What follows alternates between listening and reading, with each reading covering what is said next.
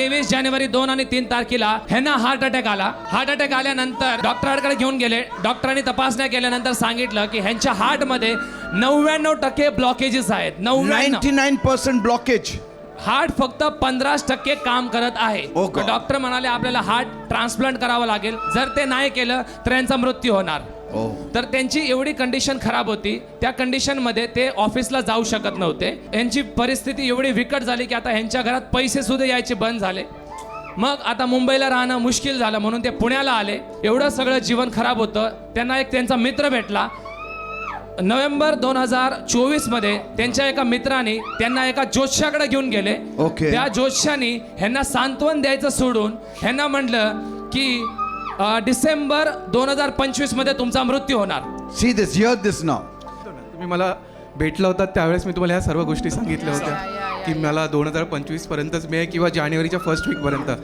पण मग तुम्ही माझ्यासाठी प्रेयर केली आणि प्रेयरमध्ये मी तुम्हाला हेही सांगितलं की माझा हार्ट ट्रान्सप्लांट करायला सांगितलं आहे. पण मी तुम्हाला म्हटलं की डॉक्टर मला असा हार्ट ट्रान्सप्लांट नको की कोणतरी मृत्यू पावेल, तो मला हार्ट देईल आणि मी जगीन. समोरचा मला मृत्यू नको पावायला. मी करीत देखील हार्ट ट्रान्सप्लांट, पण मला असं नको. पण मी तुम्हाला सांगितलं की माझं जे काय हार्ट आहे येशूच्या चरणी त्याच्या सानिध्यात येऊन ते हार्ट माझं जे आहे ते मला रिपेअर करा. आणि तसं होत चाललेलं.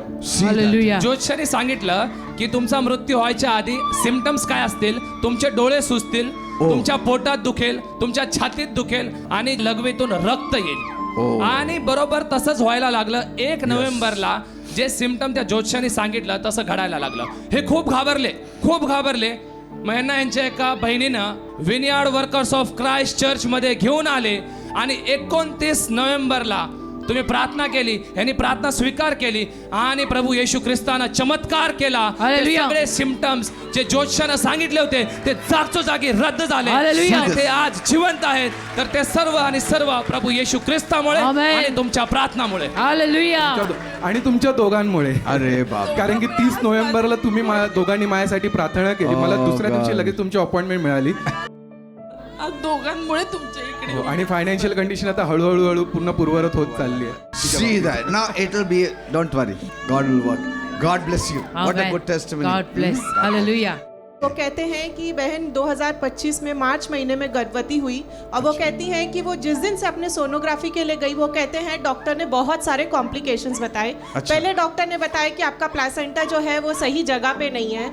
वो कहती हैं वो जैसे तैसे उनके 2 महीने 3 महीने ऐसे 8वें महीने की जब सोनोग्राफी में गई तो डॉक्टर ने उनको बताया कि जो आपके बच्चे की पोजीशन है वो ब्रीच पोजीशन में है.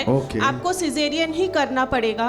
वो कहती हैं नवंबर को आपने शनिवार के दिन यहाँ से एक भविष्यवाणी की कि यहाँ पर एक बहन है जिनके रिपोर्ट्स नॉर्मल नहीं है. पर तू चिंता ना कर, परमेश्वर ने तेरे रिपोर्ट्स को नॉर्मल किया है. Some women have got bad report. काही बायकांचे रिपोर्ट वाईट आलेत And they are afraid of the child in their womb. आणि त्या बायका आता घाबरल्यात की माझ्या उदरातलं बाळ नीट असेल ना. Bless the womb. त्या बाईच्या उदराला स्पर्श कर. Bless the baby in the womb. त्या बाईच्या उदराला आणि उदरातल्या बाळाला आशीर्वादित कर. Let that woman complete a full 9 months. आणि ती बाई आपले संपूर्ण 9 महिने संपवू दे And have normal आणि delivery. नॉर्मल तिची परिस्थिती In the name of Jesus. येशूच्या नावात. In the name of Jesus. येशूच्या नावात. वो कहती है कि जब वो डिलीवरी के लिए गई तो डॉक्टर ने कहा कि तुम्हारा बीपी 200 के ऊपर है. या तो माँ को बचा सकते हैं या बच्चे को बचा सकते हैं. वो कहती है कि इस पूरे चीज़ों में परमेश्वर से वो प्रार्थना करती रही. उनके पति भी इस चर्च में आते रहे और वो कहते हैं कि परमेश्वर की दया ने तब उस ऑपरेशन थिएटर में उनके जीवन के दरवाजे को खटखटाया. वो कहती है कि जहाँ डॉक्टर ने सिजेरियन कहा था वहाँ उनका डिलीवरी नॉर्मल हुआ. और वो कहते हैं कि आज माँ और बेटी पूरी तरीके से परमेश्वर के संरक्षण में है जिसके लिए वो सारा गौरव प्रभु यीशु को देते हैं. हालेलुया. आमेन. काय म्हणायचं तुम्हाला? देव खूप महान आहे. देव खूप महान आहे. बस. की अशी एक काय बहीण आहे की जिचा रिपोर्ट पूर्ण म्हणजे चांगला नाही आहे, निगेटिव्ह आहे. पण देवाने सगळी पोझिशन बदलली. तुम्ही हेही बोलला की देव त्या दरम्यान जर तुला मरण दाखवील पण देवा तेवढं सामर्थ्य नाही येशूमध्ये की तो मरणाच्या दारातून पण तुला बाहेर काढेल. हालेलुया. मरत होते पण मरू दिलं नाही येशूने. मी पास्टरांचे शब्द लक्षात ठेवले. पास्टर बोलले होते की देव खूप महान आहे, देवात खूप सामर्थ्य येशूमध्ये की तो तुला मरू देणार नाही. देवाने मला मरू दिलं नाही. देवाने या बाळाला सुखरूप ठेवलं. मला सुखरूप ठेवलं म्हणून सगळं गौरव मी प्रभूला. Hallelujah. Bless the amen. child, the Father. Bless the amen. mother. Bless the God Father, bless Lord, you. in Jesus' name. हे कुटुंब असं आहे, नवरा बायको आणि 3 लेकरं. नेहमी ह्यांच्याकडे खाली बघण्यात आलं होतं, कधी जीवनामध्ये वरती येणार नाही, फायनान्शियली प्रॉस्पर होणार नाही, कसल्याच बाबतीत नाही, मुलं चांगल्या शाळेमध्ये एज्युकेशन घेणार नाहीत. नेहमी त्यांच्यावरती ना हे शब्द बोलण्यात आले होते. एक छोटंसं 10x10च्या रूममध्ये ते राहत होते, 5 जण. कसं संसार त्यांचा चालू होता. या सिस्टरांना त्यांच्या शेजारच्यांनी आपल्या चर्चबद्दल सांगितलं. त्या नित्यनियमाने आपल्या चर्चमध्ये येऊ लागल्या आणि तिथून दयेने त्यांच्या जीवनामध्ये कार्य करायला सुरुवात केली. ते सांगतात की 11 लाखामध्ये 6 गुंठेची जागा आज त्यांनी घेतलेली आहे आणि प्रशस्त मोठं घर आता ते लवकरच तिथं बांधणार आहे. दुसरी साक्ष बिशपजी, त्यांची लेकरांचं एज्युकेशन चांगलं कधी होणार नाही असं नातेवाईकांनी बोलत होते, कारण त्यांचे हस्बंड खूप दारू पीत होते. हस्बंडची दारू पूर्णपणे सुटलेली आहे. मुलगा आज गव्हर्नमेंट जॉब त्याला लागलेला आहे, फायनल इयरमध्ये तो आहे आणि आज दिल्लीमध्ये तो आहे ॲज अ डेटा सायंटिस्ट म्हणून तो काम करत आहे. त्यांच्याकडे एक व्हिडिओ आहे बिशपजी, खूप मोठ्या लोकांना तो यावेळेस लेक्चर देत आहे. हे सगळे प्रशस्त नामवंत लोक आहेत त्याच्या समोर बसलेले. त्यांना तो ट्रेनिंग देत आहे, त्यांना तो शिकवतोय. वाह, हा छोटा मुलगा आहे माझा. सगळ्यात धाकटा मुलगा आहे त्यांचा. amazing. आणि तिसरी साक्ष अशी आहे की त्यांची जी बहीण आहे तिचा जो मुलगा आहे तो सुद्धा जॉबसाठी बाहेरगावी प्रयत्न करत होता, पण 6 महिने झाले त्याचा विजा काही लागतच नव्हता. तुम्ही प्रार्थना केली की जे लोक विजासाठी प्रयत्न करत आहेत त्यांचा विजा येशूच्या नावात पास होत आहे. त्यांच्या मुलाचा विजा पास झालेला आहे. आता तो फ्रान्समध्ये आहे आणि तिथं एकदम चांगला जॉब तो करत आहे. 24 ऑक्टोबर 2025 रोजी त्यांना डायबिटीस हे डिटेक्ट झाला. खूप घाबरले. मग ते आपल्या चर्चला आले, प्रार्थना केली. शनिवारची प्रार्थना झाल्यानंतर ते कॉन्फिडेंटली घरी गेले. परत रिपोर्ट काढले. हे डायबिटीसचा रिपोर्ट आहे बघा. जेव्हा डायबिटीस होती हे रिपोर्ट डायबिटीसचे आहेत. आणि प्रार्थना केल्यानंतर आजच 10 तारखेला दुसरा रिपोर्ट आला. हे रिपोर्ट ते आहेत ज्याच्यामध्ये डायबिटीस नाहीये. Oh God, see this. Here, HbA1c is 11.1. 11 HbA1c निघालं After होतं. prayer, it is 5.6. प्रार्थनेनंतर 5.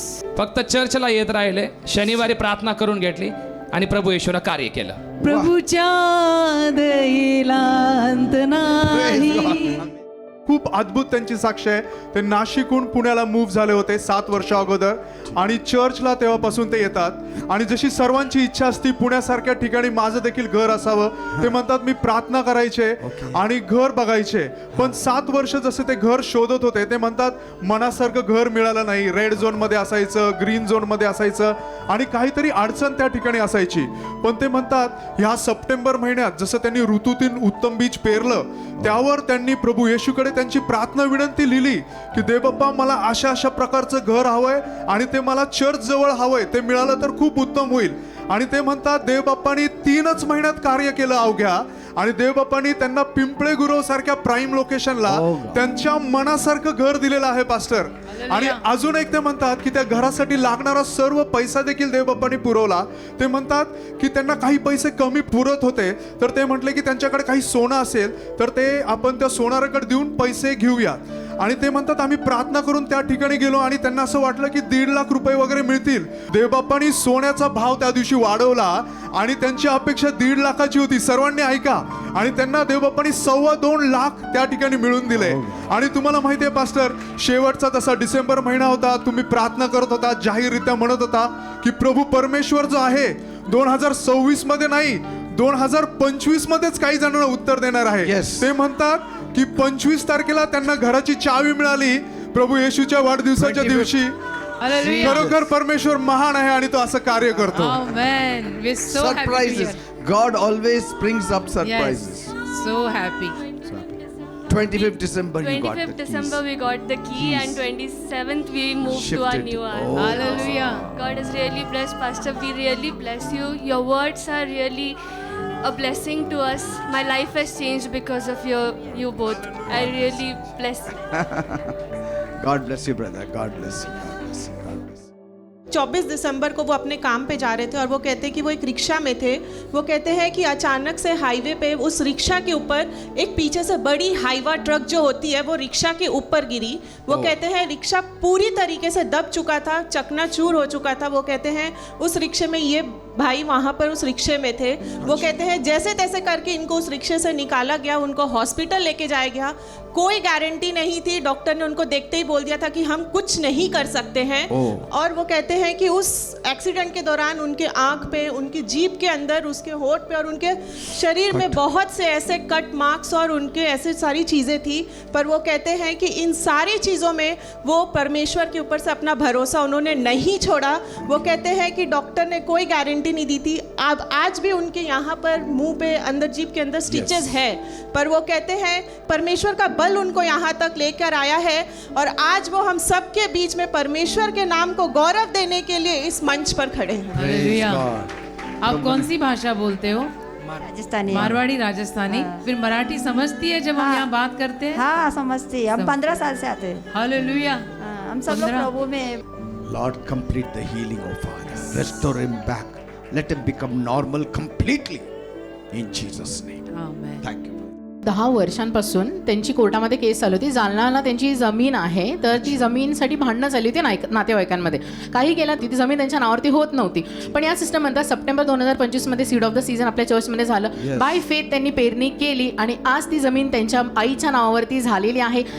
कोर्टाचा निर्णय त्यांच्या नावावरती आलेला आहे. मग ते सर्व गौरव प्रभूला देतात.